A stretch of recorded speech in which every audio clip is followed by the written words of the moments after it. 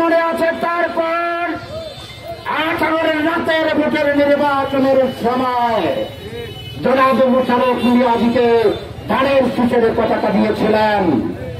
সময়ের বিবর্তনে অনেক কিছুই পরিবর্তন হয়।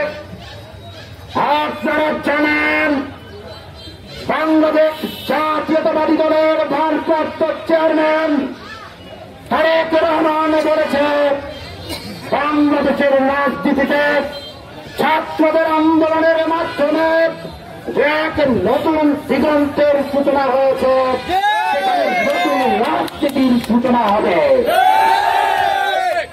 আজকে আমি অত্যন্ত ভারাক্রান্ত মনে একটা কথা বলতে চাই।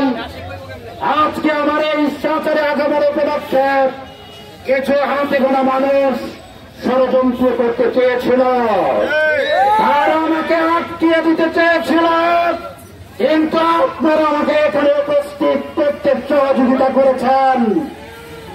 আমি একটি কথা স্পষ্ট ভাবে বলে দিতে চাই, শুধুমাত্র এই কচুয়ায় নয়, বাংলাদেশের যে কোনো প্রান্তে কোন প্রার্থী যদি বলে নমিনেশন সিন্ধুকে তালা দিয়ে রেখেছে, সময় মতো গলায় ঝুলিয়ে নিবে, মিথ্যা আশ্বাসে আপনারা ভুলবেন না।